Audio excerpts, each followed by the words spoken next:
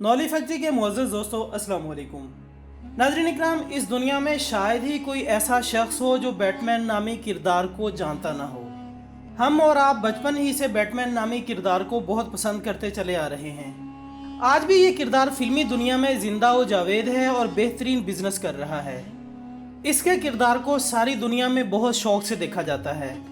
लेकिन आज की इस वीडियो में हम बैटमैन नामी किरदार की हिस्ट्री बयान करेंगे।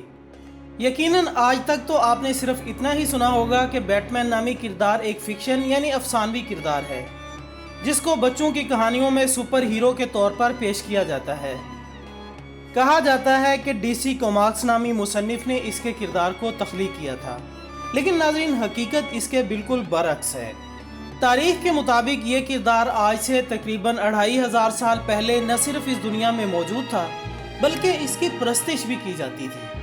इस किरदार के बारे में ऐसी दिलचस्प बातें आज हम आपको बताएंगे कि आप दंग रह जाएंगे। लिहाजा आपसे गुजारिश है कि वीडियो को आखिर तक लाजमी देखिएगा। तो चलिए दोस्तों, शुरू करते हैं आज के इस दिलचस्प मौजू को।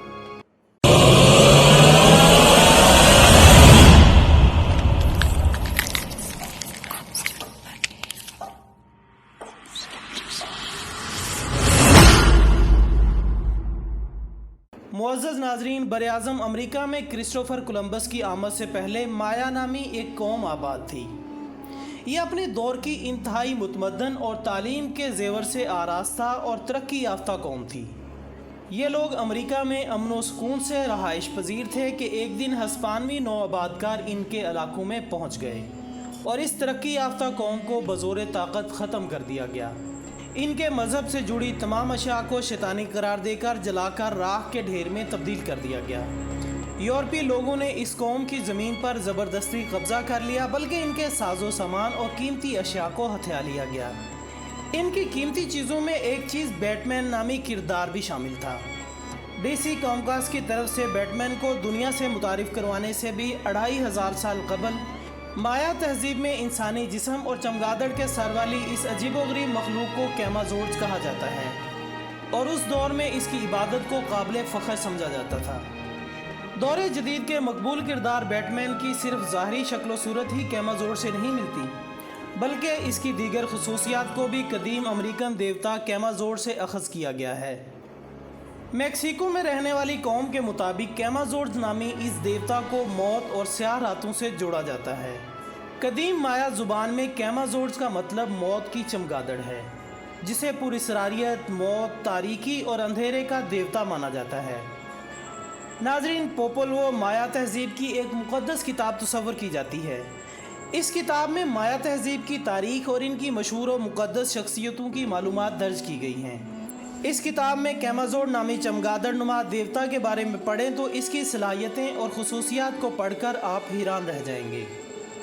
नाज़रीन ग्रामी, आज के दौर का बैटमैन और इसकी परस्तिश के सबूत 2000 साल कबल मसीह यानी हज़रत ईसा अलैहिस्सलाम की विलादत से भी पहले तक मिलते हैं।